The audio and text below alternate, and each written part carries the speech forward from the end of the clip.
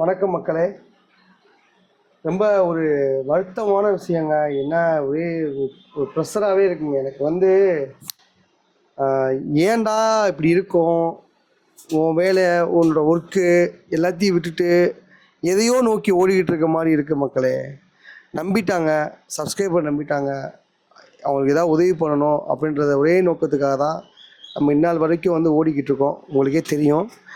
இப்போ என்ன ஆயிடுச்சு, நாங்கள் போனோம், மாடுத்தாவணி போனோம், அவங்க வீட்டுக்கு பக்கத்தில் வரைக்கும் போயிட்டோம். வீட்டில் அவங்க இல்லை. அச்சுக்கு ஃபோன் பண்ணி கேட்குறேன். அச்சு இல்லைண்ணே நான் வேலையில் இருக்கேன், எனக்கு தெரியாது அப்படின்ட்டான். சார் அவங்க கொடைக்கானலில் ஷூட்டில் இருக்காங்க போல், ஃபோன் எடுக்கல. அவங்க சுமி அக்கா வீட்டில் இல்லை. பஸ் ஸ்டாண்ட்லேயும் நின்று பார்த்தோம், ரொம்ப நேரம் நின்று பார்த்தோம். செம்ம மழை, காலைல போட்டது நனைஞ்சு போய் இப்போ தான் தலையெல்லாம் தோடிட்டு உட்காந்துருக்கேன் மக்களே. டைம் பார்த்தீங்கன்னா 5:30 ஆயிடுச்சு. எதுக்கு இந்த பதிவுனா, சிக்கன் 6 மணி லைவ் போட்டுருவார்.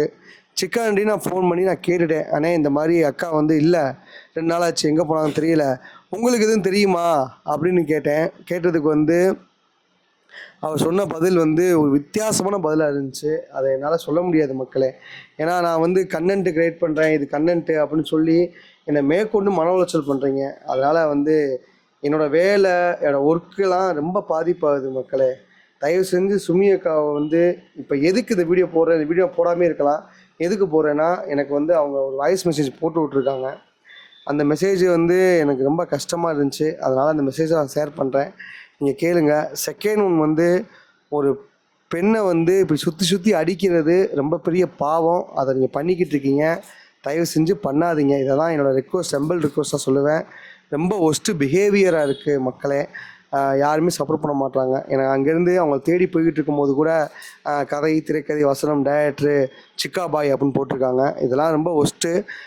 உண்மைக்கே ஒருத்தவங்க பாதிக்கப்பட்டாங்கன்னா கூட, உண்மைக்கே ஒருத்தவங்க பாதிக்கப்பட்டு இந்த மாதிரி நீங்கள் சொன்னீங்கன்னா இது எப்படி பார்க்கப்படுது மக்கள் மத்தியில்?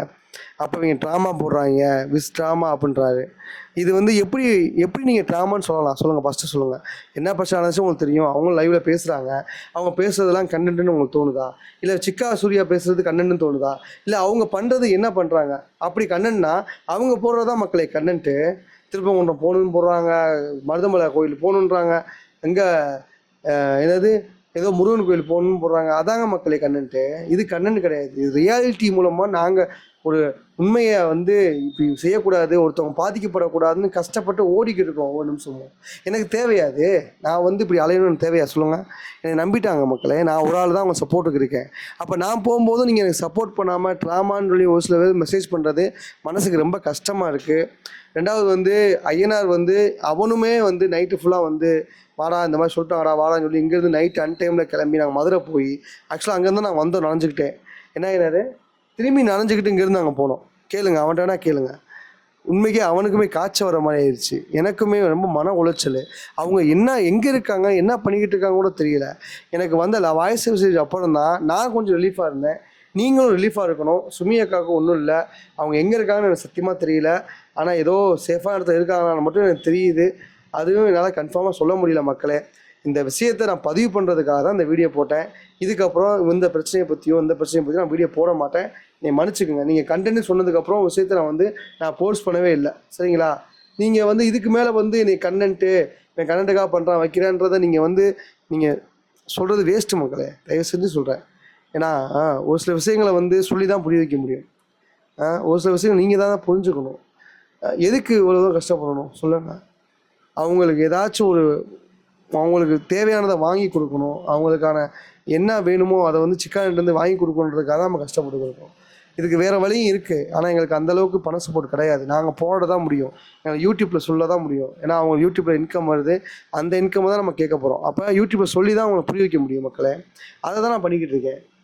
இதையே புரிஞ்சுக்க மாட்டீங்க. நான் அந்த ஆடியோ போடுறேன், நீங்கள் கேட்டு வாங்க. நீங்கள் என்ன கமெண்ட் போட்டாலும் சரி, நான் இனிமேல் வீடியோ போடலை. இதான் என்னோடய லாஸ்ட் வீடியோட வச்சுக்கோங்க. இதுக்கப்புறம் யாராவது சொன்னால் கூட தான் நான் வீடியோ போடுவேன், தவிர நானும் வீடியோ போட மாட்டேன். என்னை மன்னிச்சுக்கோங்க ஃப்ரெண்ட்ஸ். நீங்கள் சொல்கிறது தான், நீங்கள் உங்கள் கையில் தான் இருக்குது. நான் இனிமேல் நான் லைவும் வர்றதில்ல, வீடியோ போடுறதும் கிடையாது. சாரி.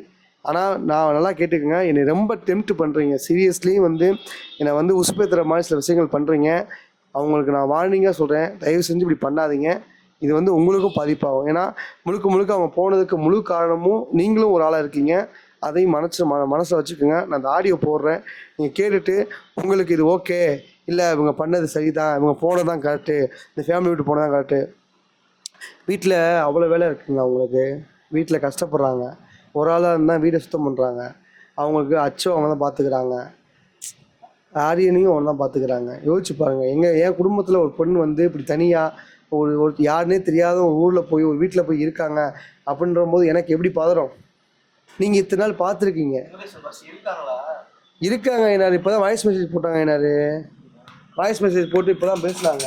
என்னங்க இப்போ தான் பேசுனாங்க. வாய்ஸ் மெசேஜ் போட்டுட்டு நான் அப்படி இருந்தும் கேட்குறேன், எங்கக்கா இருக்கீங்க, என்ன பண்ணுறீங்க, என்னாச்சு அப்படின்னு கேட்குறேன். அதுக்கு ரிப்ளை இல்லை. நீங்கள் தயவு செஞ்சு வாங்க. நான் எதுக்கு வீடியோ பேச வரலன்னா, எது பேசினாலும் நம்ப மாட்டாங்க. இது ட்ராமா அப்படி இப்படின்னு பேசினாலும் சரி, எதுக்கு நான் வந்து பேசிக்கிட்டு இந்த நானும் வரல வீடியோக்குள்ள. பெரிய மன உளைச்சலாக இருக்கா என்னாரு. என்ன பண்ணுறோம் ஒன்றுமே எனக்கு புரியல. என்ன நீ சொல்லு, என்ன பண்ணலான்னு சொல்லு. அவங்க நம்ம நைட்டு எங்கெங்க தேடணும், நானும் சிவனும் போய் எங்கெங்க தேடணும், எவ்வளோ தூரம் அலைஞ்சிட்டு வந்திருக்கோம். நம்ம எதுக்கு அலையணும்? நைட்டு அவங்களுக்கு எதாவது ஆச்சா நானும் அவங்களை பதில் சொல்றது. அதான் யோசிச்சு பாருங்க. இல்லை குமரேசா, எல்லாரும் தான் மக்களே காரணம். எல்லாரும் தான் காரணம். கமாண்ட் பண்ணுற எல்லாரும் தான் காரணம். அவங்கள வந்து திட்டுறவங்க தான் காரணம். ரெண்டாவது வந்து சிக்கா அவங்க ஒதுக்குறாங்க, அவங்களும் காரணம். சூர்யாக்காவும் காரணம். எல்லாரும் காரணம். அவங்க வாக்குமூலம் கொடுத்துருக்காங்க தெரியுமா உங்களுக்கு? எனக்கு எதாவது நினச்சா நான் இதை தான் காரணம் வாக்குமூலம் கொடுத்துருக்காங்க. அப்போயே நீங்கள் அசால்ட்டாக இருக்கீங்க. இது வரைக்கும் ஃபோன் பண்ணி என்னாச்சு கேட்கவே இல்லை. நீங்கள் அச்சுக்கு தெரியாதுன்றா தெரியுமா? என்னது அது தெரியும்ன்றா. நம்ம போனது வந்து ஃப்ரேம் வாங்குறதுக்காக போனோம். ஃப்ரேம் அப்போட வீடியோ போட்டோம். ஆமாம், வீடியோ போட்டதுக்கு அப்புறம் தான் அந்த கம்யூனிட்டி போஸ்ட்டை பார்த்துட்டு திரும்பி போனோம் அங்கேருந்து அச்சுக்கு. என்னாச்சு ஏதாச்சும் தெரில. தயவு செஞ்சு சுமி அக்கா நீங்கள் வாங்க, இந்த வீடியோ உங்களுக்காக நான் போடுறேன். நீங்கள் வாங்க, நம்ம எதாக இருந்தாலும் பேசி தீர்த்துக்குவோம். சரிங்களா? பிரச்சனையை கண்டு என்னைக்கும் ஓடக்கூடாது. பிரச்சனையை கண்டு என்னைக்கு நம்ம ஓடுறோமோ, ஆமாம், என்றைக்கு நம்ம ஓடுறோமோ அன்றைக்கி நம்ம தோத்துட்டோம். நான் உங்களுக்கு இந்த ஆடியோவை லாஸ்ட்டாக போடுறேன், நீங்கள் கேளுங்க, கேட்டுட்டு சொல்லுங்கள். ஓகேங்களா? என்னது கண்டிப்பாக ஆடியோ போட்டுருவோம். என்னது நம்ம அம்மா வந்து எப்பயுமே வந்து தப்பு பண்ணவங்களே வீடியோ போட்டு நல்லா ஃப்ரீயாக ஹாயாக இருக்காங்க, கூலாக இருக்காங்க. உங்களுக்கு என்ன, நீங்கள் எந்த தப்புமே பண்ணாதவங்க நீங்கள் ஏன் ஓடி ஒழியணும்? யாருக்காக பயப்படணும்? இவ்வளோ போல்டாக நீங்கள் சோசியல் மீடியாவில் வந்து உங்களோட பிரச்சனையை பேசிக்கிட்டு இருக்கீங்க. எதுக்காக நீங்கள் திடீர்னு நீங்கள் ஓடுறீங்க? நீங்கள் வாங்க, எதாக இருந்தாலும் பேஸ் பண்ணிக்குவோம். சரிங்களா? நான் இருக்கேன். வக்கீல் மதுரையிலே ஒரு வக்கீல் பார்த்துருக்கதா ஒரு அம்மா பேசினாங்க. அதுவும் எனக்கு சந்தோஷமாக இருந்துச்சு. அவங்க இருக்காங்க. நீங்கள் வாங்க, எதாக இருந்தாலும் பேசி தீர்த்துக்குவோம். நீங்கள் ஃபஸ்ட்டு கிளம்பி வாங்க. நீங்கள் இங்கே அங்கே வேணால் போவேன்னா என் வீட்டுக்கு கூட வாங்க. நம்ம வந்து அவங்களுக்கு வந்து ஏன் இது விசிட்டிருக்காங்க. ஆல்ரெடி ஏற்கனவே ட்ராமான்னு சொல்லிட்டு இருக்காங்க. வீட்டுக்கு வாங்க அப்படின்னா இல்லை என்ன நம்ம இது என்ன சொல்யூஷன்? அவங்க அப்படியே விட்டுற முடியுமா? இல்லை குமரேசா, நீ கொஞ்சம் ப்ராக்டிக்கலாக யோசிச்சு பாரு. எவ்வளோ விஷயம் எவ்வளோ கான்ட்ரவர்சியாக பேசிகிட்டு இருக்காங்க. நம்ம ஒரு விஷயம் சரியாக பண்ணால் அதை டிஃப்ரெண்ட் ஆங்கிளில் யோசிக்கிறாங்க கமாண்டர்ஸு. சரியா? இப்போ நீயே வாங்க வீட்டுக்கு வாங்கன்னு சொன்னால் நீ தான் ஒழிச்சு வச்சுக்கிட்டு நீ வந்து நாடகம் ஆடுற அப்படின்னு சொல்கிற நிறையா வாய்ப்புகள் இருக்குது. அதுக்காக சொல்கிறேன் நான், அந்த இதை வார்த்தையை சொல்லாதே அப்படின்னு. நீ இங்கே வர வேணாம், நீ உங்கள் வீட்டுக்கு போங்க. வீட்டுக்கு போங்க, திரும்ப வீடியோ போடுங்க. வீடியோ போடுங்க, நீங்கள் லைவ் போடுங்கக்கா.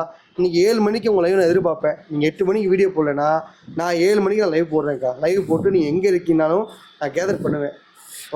நீங்கள் வர வேணா, நான் கூட வந்து இல்லைன்னா உங்களை கண்டுபிடிக்கிறதுக்கு வழி இல்லை. நான் சைபர் கிரைம் தான் போகணும். உங்களை காணா எங்கே இருக்கீங்கன்னு தெரியலைன்னு சொல்லி சைபர் கிரைம் போயிருக்கா. நீ மன்னிச்சுக்கோங்க. நான் கம்ப்ளைண்ட் யாருமே எழுதுவேன்னு தெரியாது. நீங்கள் நல்லா யோசிச்சு பதில் சொல்லுங்கள். எனக்கு எங்கள் அக்கா வேணும். சுமி அக்கா எங்கே இருந்தாலும் எனக்கு அவங்க வீட்டுக்கு போகணும். அவ்வளோதான்.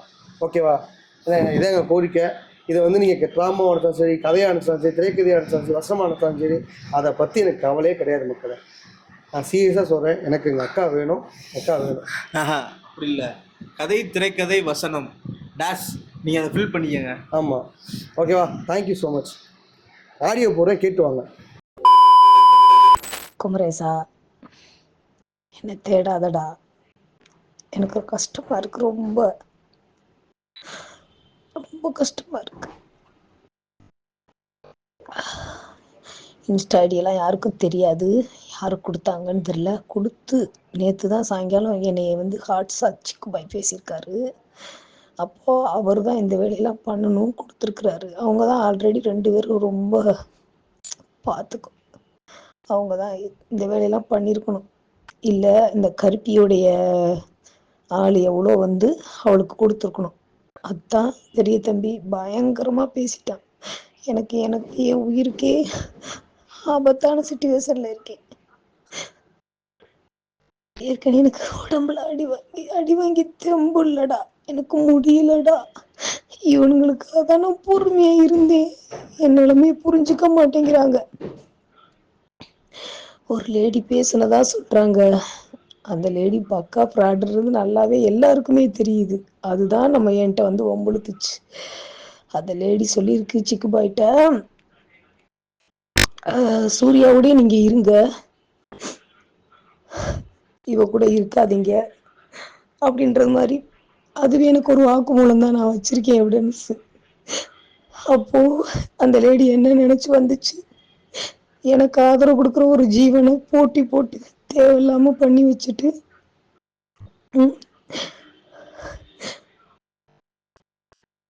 சிக்கு பாய் பண்ற கூத்தெல்லாம் அவனுக்கு தெரியல. நான் ஒண்ணுமே பண்ண வீட்டுக்குள்ள உட்காந்து ஒரு பேரு சொல்றதுக்கு எனக்கு எவ்வளவு தண்டனை கொடுத்தது மாதிரி எவ்வளவு பேச்சு பயங்கரமா பேசியிருக்கிறான். எனக்கு அவனை கொண்டு போய் கம்ப்ளைண்ட் கொடுக்கறதுக்கு மனசு வர மாட்டேங்குது. நிறைய பேர் சொன்னாங்க. எனக்கு தெம்பு இல்லடா, எனக்கு பெத்த மனம் பித்து பிள்ளை மனம் கல்லுண்டு. என் பிள்ளைய நானே கொண்டு போய் ஸ்டேஷன்ல நிப்பாட்டுறதா. நான் விலகிட்டேன்னு யாரும் தேடாதீங்க. நான் இவ்வளோ நாள் அடியை வாங்கிட்டு பொறுமையா இருந்தது காரணமே ஆரியன் குட்டி மட்டும்தான். வேற யாரும் இல்லை. ஐ மிஸ் யூ ஆரியன் குட்டி. எனக்கு அச்சு குட்டியும் பிடிக்கல, சாரும் பிடிக்கல, எனக்கு யாருமே இல்லடா. எல்லாருக்கும் எல்லாரும் இருக்கிறாங்க. ஆரியன் குட்டிக்கெல்லாம் அவங்க டாடி இருக்கான், கவலைப்படாத. என் சின்ன மகனுக்கு அவங்க அண்ணன் இருக்கிறான். சிக்கு பாய்க்கு யார் இருக்கான்னு ஊருக்கே தெரியும். எனக்கு யாரும் இல்லை. இடவுல நான் போகணும்னு நினைச்சேன். ரொம்ப என்னை கஷ்டப்படுத்தினாங்க. நிறைய பிரச்சனை வெளியே சொல்லிக்கல, வெளியே போகணும்னு நினைச்சேன். அப்போ ஃபுல்லா சுகைல் மட்டும்தான் என்னை எங்கேயும் போக விடாம வீட்டுல இரு இரு இரு இருடி இருடின்னு என்னை இருக்க வச்சதே அந்த மனுஷன்தான். ரொம்ப எனக்கு எல்லாமே நல்ல விஷயங்களை எல்லாம் எடுத்து எடுத்து சொல்லி நான் எங்கேயும் போயிடக்கூடாதுன்னு எனக்கு பாதுகாப்பு கொடுத்த ஒரு ஜீவன், எனக்கு அன்பு ஆறுதல் கொடுத்த ஒரு ஜீவன். அந்த ஜீவனை அவ்வளோ கஷ்டப்படுத்தி என்னை வேணான்னு சொல்றவங்க விலகிற வேண்டியதுனடா குமரேசா. எதுக்கடா என்னைய கஷ்டப்படுத்தணும்? என்ன பாவண்டா பண்ணி இவங்கெல்லாம் இவங்களுக்கு பிடிச்ச மாதிரி இருக்கலாம். எனக்கு என் வாழ்க்கையை எடுக்கிறதுக்கு எனக்கு இல்லையா, உரிமை இல்லையா? அவர் எந்த விதத்துல அவர் நியாயம் பேசுறாரு? எங்கிட்ட இருந்து வந்தவளுக்கு வீடு வாங்கி கொடுக்க போறேன், அதை பண்றேன் இதை பண்றேன், காலங்கள் நேரங்கள் நிமிஷங்கள் எல்லாம் வீணா போய்கிட்டு இருக்கு. என் குடும்பம் செதஞ்சு கிடக்கு.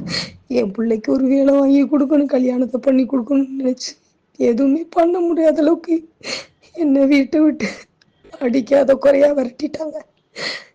எனக்கு முடியல குமரேசா. எல்லாருமே எனக்கு ஃபோன் பண்ணாங்க. ரொம்ப அக்கறையெல்லாம் யாரும் எடுத்துக்கல, ஓகேவா? யார் யார் எனக்கு என்னென்ன கால் பண்றாங்க, எத்தனை பேர் பண்றாங்க, எனக்கு எல்லாம் தெரியுது. என் உறவுகள் தான் அதிகமா ஃபோன் பண்றாங்க. அதிகமா ஃபோன் பண்ணது என் உறவுகள் மட்டும்தான். 2 பசங்களும் ஆளுக்கு ஒவ்வொரு டைம் ஒவ்வொரு கால். நீ நிறைய டைம் பண்ணியிருக்கிற, வேணாம், என்னால உனக்கு பிரச்சனைகள் வரக்கூடாதுன்றதுனால எங்கேயோ போறேன், எங்கேயோ இருக்கேன், என்னை யாரும் தேடாதீங்க. நான் ஆரியன் குட்டி ரொம்ப மிஸ் பண்றேன். என் உறவுகளை நான் ரொம்ப மிஸ் பண்றேன். நான் மீடியாவே எனக்கு வேண்டாம். நான் வந்து சுகர் சொன்ன ஒரு காரணத்துக்காக தான், கொஞ்ச நாளைக்கு பொறுமையா இரு சுமி, எல்லாமே சரியாயிரும், நான் பாத்துக்கிறேன்னு கொடுத்த நம்பிக்கையில தான். போட்டோ, அப்புறம் ஒரிஜினல் ஆதார் கார்டு இல்ல, எதையோ அவருக்கு இன்ஸ்டாகிராம்ல அனுப்பி என்னை அவர்கிட்ட வந்து பிரிச்சுட்டாங்க. அது மட்டும் எனக்கு நல்லா தெரியுது. பிரிச்ச அத்தனை பேரும் நல்லா இருப்பாங்க நீ நினைக்கிறியா? என் கண்ணிற்கு பதில் சொல்லணும், ஓகேவா? ஓகே. என் உறவுகளை இனிமேல் யாரையும் நான் பார்க்க வர மாட்டேன். ஆனா என் உறவுகளை நான் ரொம்ப மிஸ் பண்றேன். எனக்கு ஒவ்வொரு டைமும் எனக்கு உசுறு கொடுத்து உட்கார வச்சது என் உறவுகள்.